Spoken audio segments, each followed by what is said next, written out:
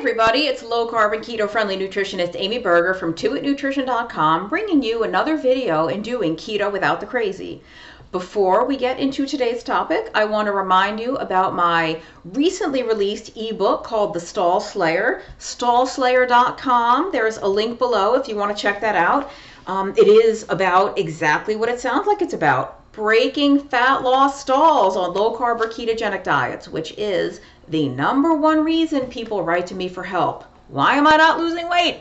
So if you are stuck, if you are trying to lose a significant amount of weight, or more specifically fat, lose body fat on a keto or low carb diet, and you're stuck and you don't know why, do check that out. Link below, stallslayer.com. Okay, enough said about that.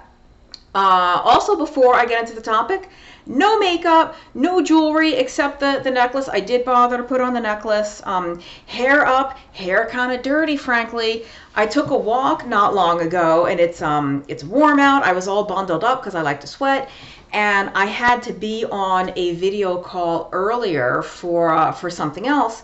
And you know, as long as I had my camera set up, I said, I'm gonna do a YouTube video.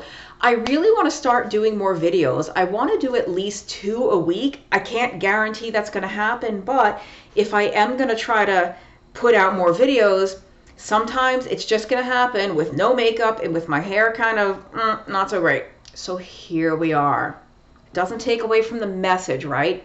What is today's message? What's the deal with fruit on keto, and why do I hate the phrase fruits and vegetables?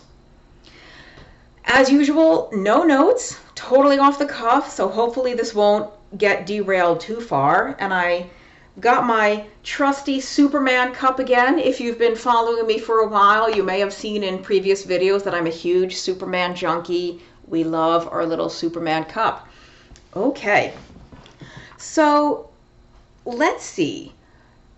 Why is fruit limited on keto? That's the first question we'll address. Why is fruit limited on keto? Well, it's not that fruit is bad for you, right? Fruit does contain some nutrients. It does contain some vitamins and minerals. It does contain fiber, if you think that's important. And compared to other food choices you could make, fruit isn't really all that bad.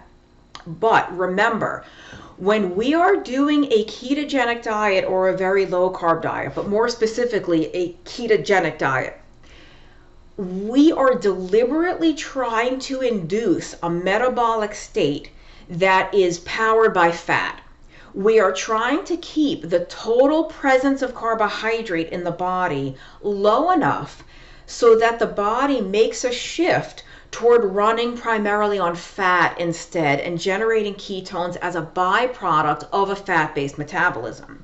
So it's not that fruit is unhealthy or bad for you. It's that when you are specifically making an effort to having a fat-based metabolism, you need to limit the total amount of carbohydrate coming in, including from foods that we would otherwise consider perfectly wholesome, healthy, nutritious foods. Not just fruit, but fruit's a major category that falls under that, but also other higher carbohydrate foods that we would normally consider somewhat wholesome and healthy. For example, sweet potatoes, parsnips, beets, black beans, lentils, kidney beans, this type of stuff, you know, butternut squash, things that are whole, unrefined, good foods, but that are not appropriate for a diet that you are specifically trying to limit carbohydrate in.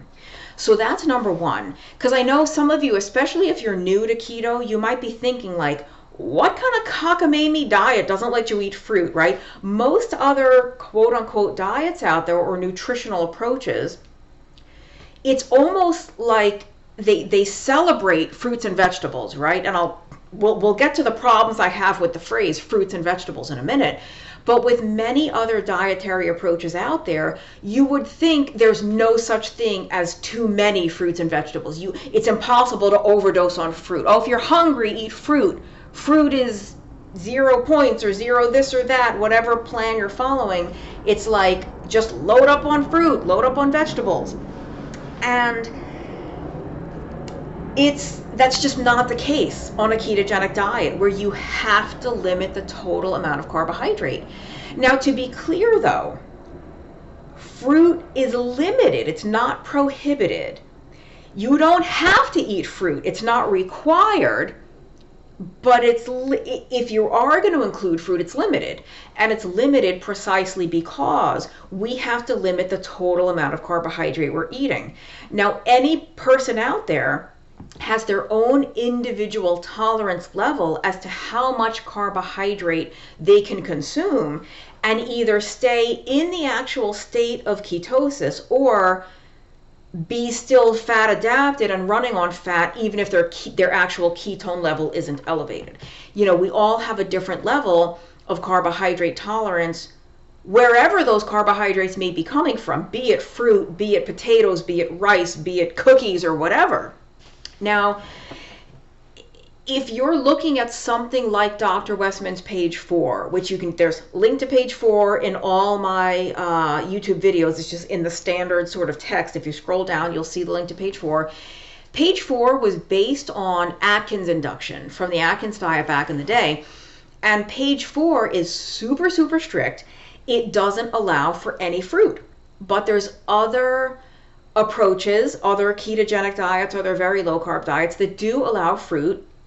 And most, if I recall correctly, the original Atkins induction doesn't include fruit, but over time, you were supposed to sort of gradually increase your carbohydrate intake, including from fruit. And if you're eating fruit on a very strict ketogenic diet, the fruits that tend to be encouraged are the lower sugar fruits, especially things like berries, things like raspberries, blackberries, and strawberries. Blueberries to a slightly lesser extent because they're a little bit higher in carbs than things like raspberries and blackberries, but you know, blueberries aren't exactly Frosted Flakes cereal. So between, you know, on the spectrum of choices, blueberries are pretty good, but they're a little higher in sugar than something like blackberries or especially something like unsweetened cranberries. Not cranberry sauce, not your craisins, not your dried cranberries. Unsweetened cranberries aren't sweet at all, they're very tart. So you might be able to include small amount of berries. Now, let me think. Before I get into the problems I have with the phrase fruits and vegetables, let me think if there was anything else I wanted to say. Yeah, I mean, even that, the reason we sort of emphasize the berries on a ketogenic diet is because they're just lower in sugar. There's no reason you couldn't have a peach if it's within your personal carbohydrate tolerance level, or maybe half a peach, or a small wedge of cantaloupe, or honeydew, or Crenshaw melon, some type of melon, or 4 cherries, whatever it is. You know, there's no black and white to this. Everybody's a little different. It's just sort of, as a blanket recommendation, it's easier to tell people to have no fruit, or if you're going to have fruit, have a 1/4 cup or at most a 1/2 cup of some of those berries.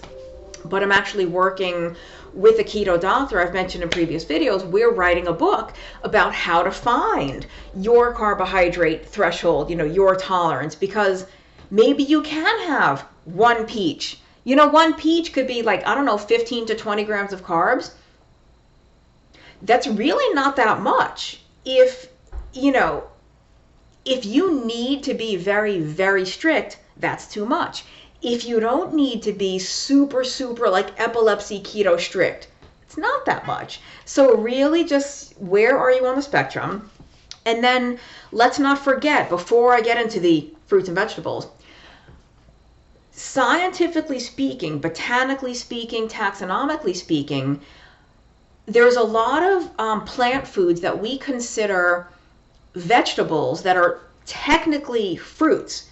So a lot of the vegetables that have the seeds on the inside are botanically classified as fruits. We just think of them as vegetables, mostly because they're not sweet. We don't snack on them in a fruit salad. We don't snack on them because they're sweet. But I'm talking about things like bell peppers.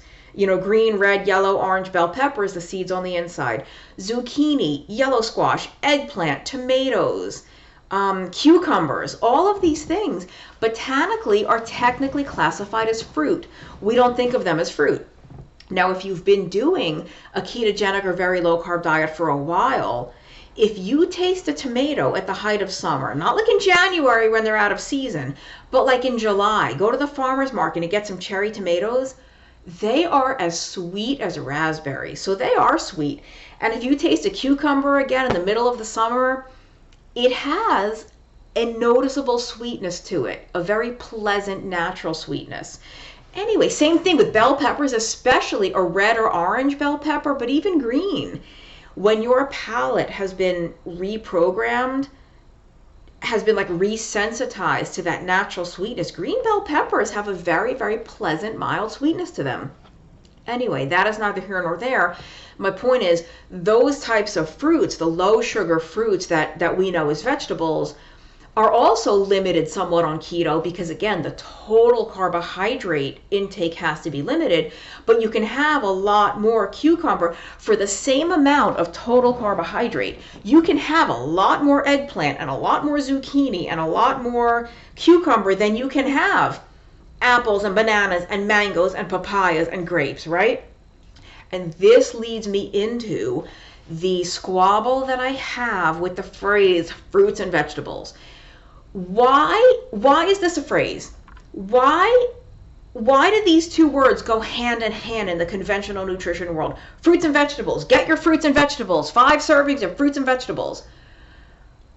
There, in my opinion anyway, there's no reason to equate these two. When we say the phrase fruits and vegetables, it kind of gives equal footing, equal metabolic emphasis to fruits and vegetables, as if the metabolic effects of eating a pound of grapes or a pound of apples or a pound of bananas or a pound of kiwi or mango or papaya or whatever is the same as the metabolic effects of eating a pound of asparagus or spinach or eggplant or radishes or Swiss chard or kale or collard greens or whatever. They're not.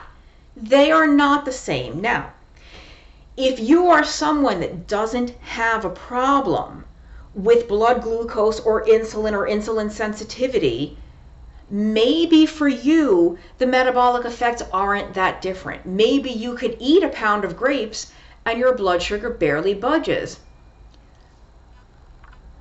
Maybe the effect of the pound of grapes for you, the metabolic effects are exactly the same as that pound of spinach and zucchini and asparagus.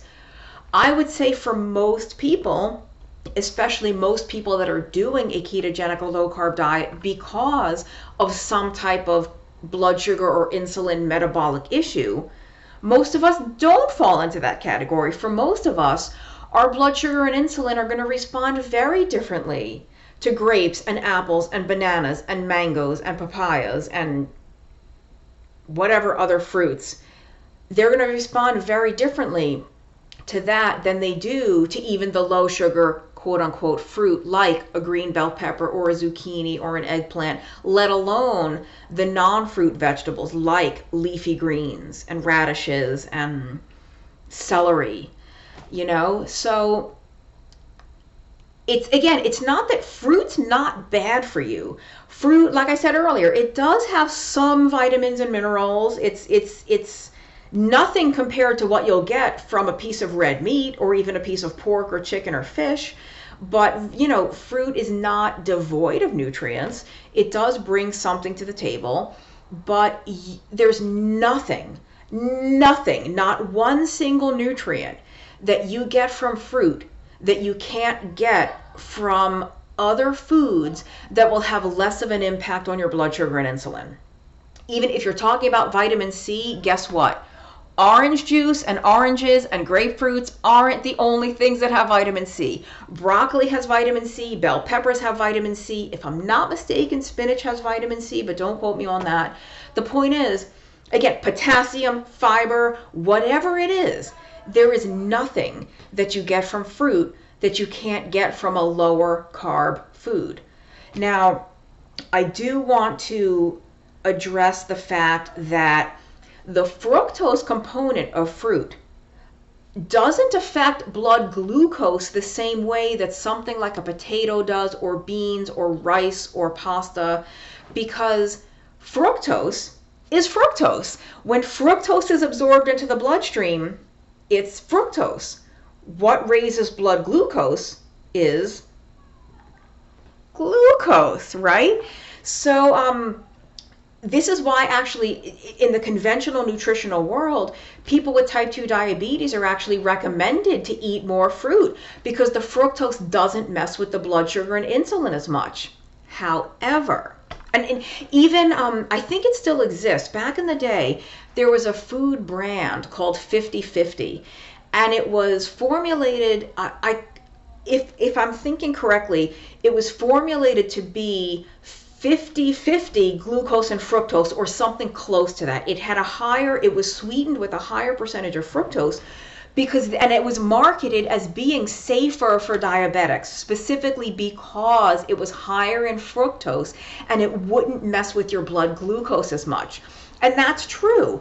The fructose doesn't mess with your blood glucose as much, but because of the way fructose is processed by the liver, and I'm pointing to my right side because your liver's kind of on your right side, the way that fructose is processed by the liver means that over time, if you are eating a lot of fructose, if you're drinking lots of fruit juice and doing what you think you're supposed to do, and you're having lots of fruit and lots of fruit salad, because of the way the fructose affects the buildup of fat in the liver, the non-alcoholic fatty liver, that will affect insulin sensitivity over the longer term. So it's not that like you eat your fruit salad and all of a sudden your insulin's jacking up. It's not. But over time, as the triglycerides build up in your liver, now you have to pump out more insulin to control the glucose. It's a little complicated, but you can look Dr. Robert Lustig, Lustig. He's got a video. It has literally millions of views. I think it's either called Fructose, the Bitter Truth, or Is Sugar Toxic, something like that. You'll find it on YouTube. Robert Lustig, fructose, liver, you'll find it. So fruit is just not the best choice, in my opinion, for somebody with type 2 diabetes. And they've done studies in people with non-alcoholic fatty liver where all they do is reduce the fructose intake. They don't reduce the total carbohydrate. The subject can still eat starch, they can still eat glucose, whether it's, again, from beans, from bread, from rice, from pasta. What they're eliminating is fructose, and the fatty liver gets better.